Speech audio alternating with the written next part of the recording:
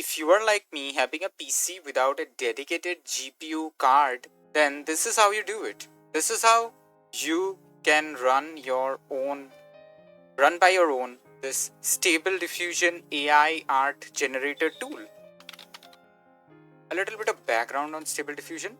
It is a text to image generator tool which was specifically released on August 22, 2022.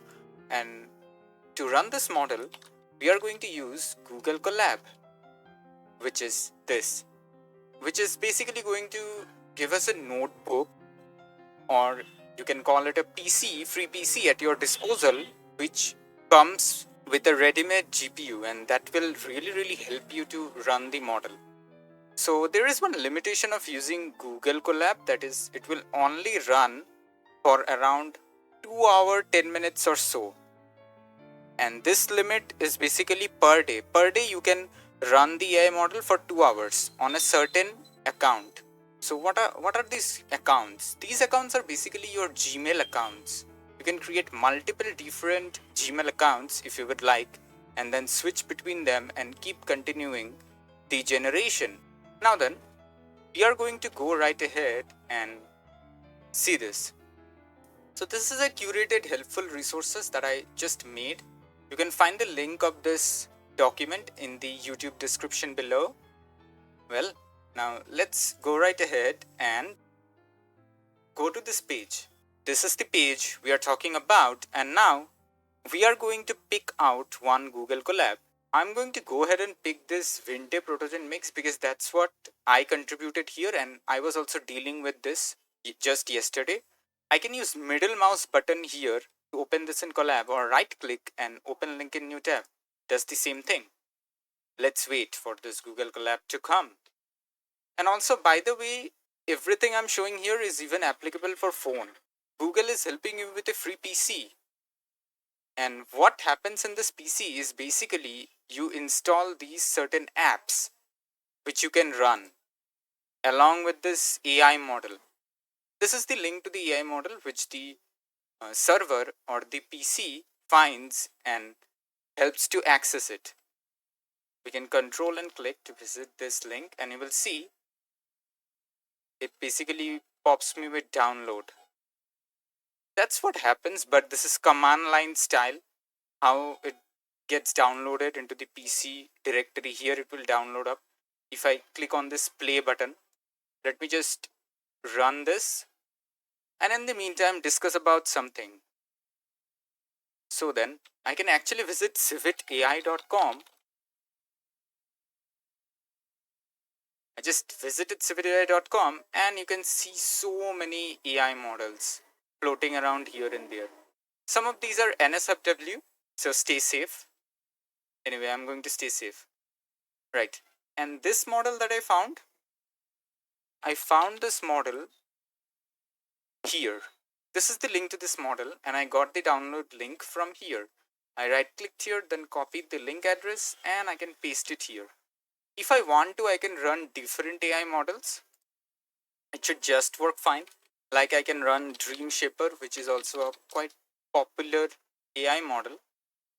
This Dream Shaper. Just click on here, click on this arrow button, and check out if there are any lower file sized version. That's what you should pick, and always prefer to pick this safe tensor version. They are better. Copy link address, and if you would like to, you could even have pasted it here, and still it should have worked out pretty well. And this is just the name. This is basically the name of the file after downloading. You can also get the links from Hugging Face, which is also a collection of AI model. Basically, you can even download it from here. But one thing you have to do when you copy a link for a Hugging Face AI model, you just need to remember this. Let me show you. This is most probably from Hugging Face. Yeah, so one thing you need to do is instead of that blob, you have to make this resolve. Otherwise, it won't work correctly. Instead of that blob, just copy that file using right click. Where is that file? Right click, copy link address and paste it here in that same usual place and change the name if you would like. It doesn't really matter. I can also type in model.shapetensors just for naming. I can also type in ABC. It should still work. Now that's ready. So right after it finishes executing this code, it should pop out this link.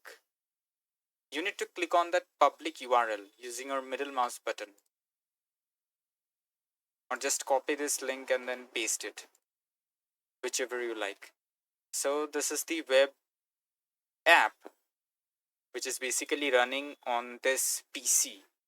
Look, I said we'll download that model. Where is it downloaded? Let me show you. Go here and then Stable Diffusion Web UI models, Stable Diffusion. This is the directory. Wait.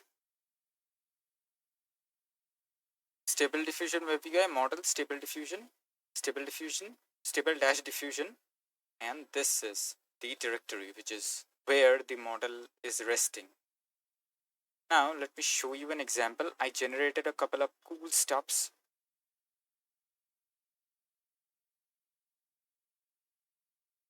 And also the result might differ.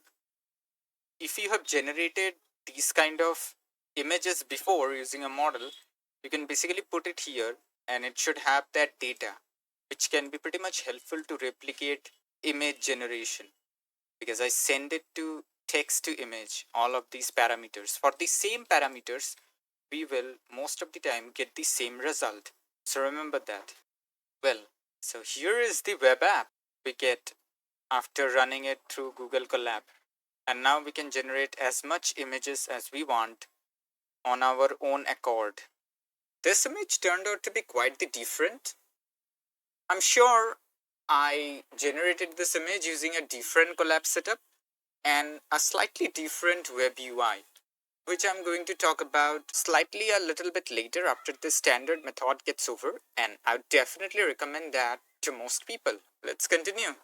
So this is the collab that I'm talking about. Credit to NoCrypt for making this. And it's quite popular, I have to say. Look, latest web UI. Oh, and by the way, last time we used the outdated UI. Yeah, so the main branch has older version. They're an older version of the UI. We can also get the newer version of the UI by going to version 2.0 and then opening the collab. We are here. We don't need RAM patch for SD2. So Stable Diffusion 2. Most of the models that you will see are based on Stable Diffusion 1.5. We can also leave it here like that. Anyway, I'm going to leave it here. Some extensions. Let's paste the custom URL and it will download our model. Run the cell.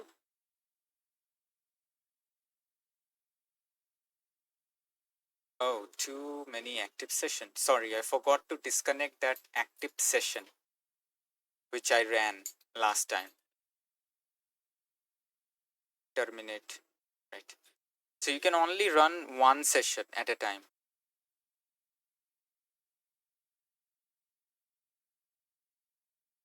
Looks like my app with the AI model has been initiated. Now you can visit this link. But before that, let me show you one thing. You can also load multiple AI models. Just separate it out with comma. Like it says, put any models and separate it with comma. Put any embeddings or something and separate it with comma, like it says. I can also get a different model to load up here. Let me search for Dream Shaper, or let me this time search for Hugging Face. Basically, if I wanted to, I could paste. Yeah, I already have that. So if I wanted to resolve, like I said there, instead of blob, you have to make that resolve. And it should have loaded up two AI models if I were to rerun this cell. Anyway, I'm not going to reinitiate the app. That's a homework for you. You tell me and comment down if it works or not, all the processes that I'm showing you. This is basically the latest version of the web UI, which helps us to load that model, basically the app. Let that app load. It's also a little bit customized. Like you can see RAM patch, Colab optimization, some kind of optimizations under the hood are there. So it generates better result than those standard Colab in that GitHub repo I showed you earlier. In that page I showed you, which is this one. So I would recommend this as much as you can, all in one Colab. Hey, why is it taking so much time? There was some internet connectivity issue yesterday, and so I'm back today. Let's run this. And also, this is the solution of the homework, which is basically loading up multiple custom models together. Just pasted the links here, just this and this. It's finally loaded. Let me get to that app. This is our web UI. I'll delete all these default prompts. Let me go and brief over all these settings. Prompt is basically the most important part of AI image generation. It tells the AI what you want. Do you want a photo? Do you want a illustration? Do you want a painting? Let me try painting. Painting of a dog. Dog toy. Right. Then you need to mention some quality words like who has drawn the painting? Is there any specific artist you would like to mention? Let me mention Scotty Young. I'm not sure if I'm pronouncing that right. Anyway. And some quality like trending on ArtStation. You will learn all about prompts basically by visiting that document and going over to this prompt guidebook. That's how I learned all these kind of interesting terminology, and definitely Google search. Let's keep the prompt simple for now. Oh, and yeah, professional. These are some quality words which will improve the output, improve the rendered image. Then there's negative prompt, which is telling the AI what you don't want. Absolutely. For that, I like to go to that model page and basically copy the negative prompt from here. This is the negative prompt. Maybe I should copy a different negative prompt. This one.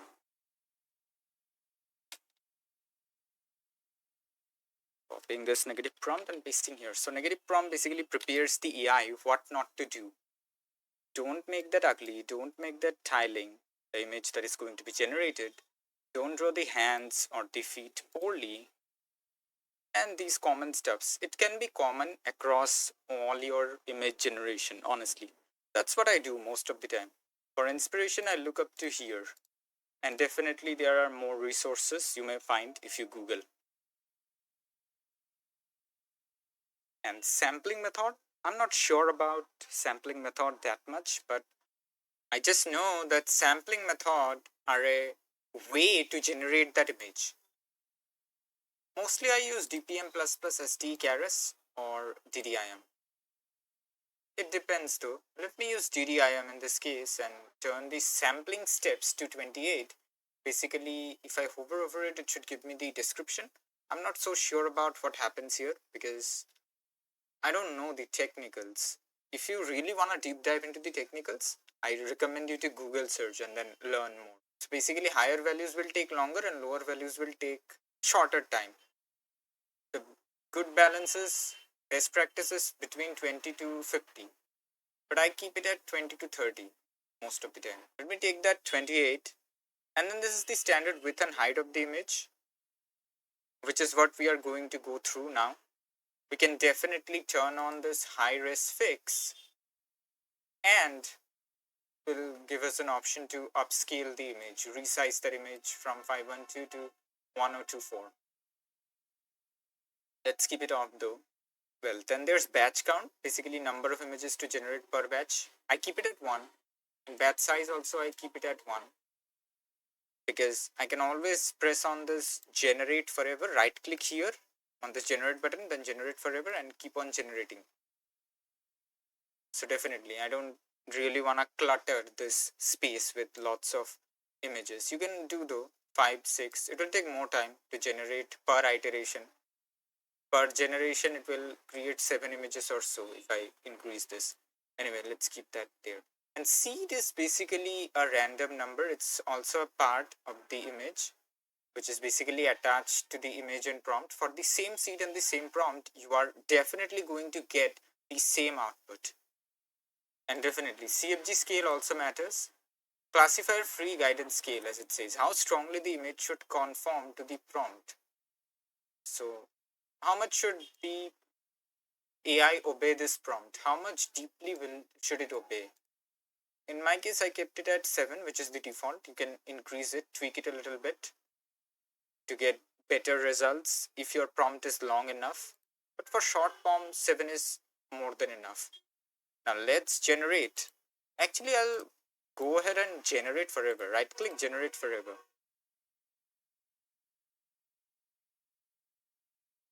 Now that it's generating, it doesn't look like a painting though.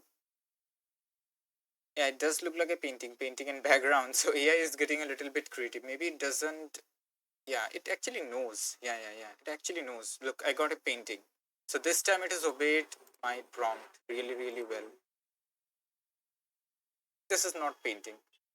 You see, that time it really worked. Maybe you can try tweaking these words a little bit to better reflect your situation, better reflect what kind of image you want. Anyway, I'm gonna cancel this generate forever. Oh, right click and then save image as. That's how you can save your image. Now that you have your image, you can do one cool stuff. You can take that image. This is the image I'm going to go ahead and put it in here in PNG info tab, which basically gives you the parameters from that image you generated and downloaded. Sending that to text to image, and you will see a magic. Let me press generate. Okay, what happened to that timer? You can see it here, 100% complete. Should appear. Look, for the same prompt and the same parameter, sorry, for the same prompt, parameter, and the same seed, I'm getting the same kind of image. It is autofilling these parameters based on this image. I uploaded it here. I can also send this to image, but I would like you to figure out what image to image does and definitely control net as well. Just Google search, you will find a lot of resource regarding these control net, how you can control your images, then image to image, out painting, in painting, and stuffs like that, where you can fix certain parts of the image. And definitely, I'm now going to go ahead and take this high res fix to get a much more detailed version to increase the size of this image and make it look better. I'm going to use 4x ultra sharp. No, let's use RESRGAN 4x plus anime B 6B. Let's generate. Remember though, that's gonna take a lot more time.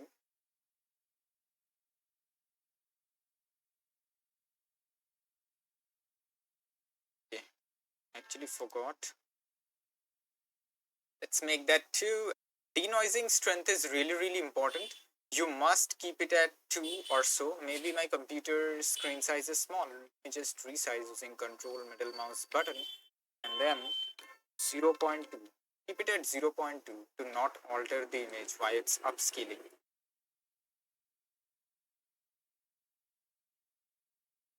Look, it's written already. Determines how little respect the algorithm should have for images content. At 0, nothing will change. And at 1, you will get an unrelated image. Basically, it will change up the image if you increase the denoising strength. 0.6 or so in my case, right?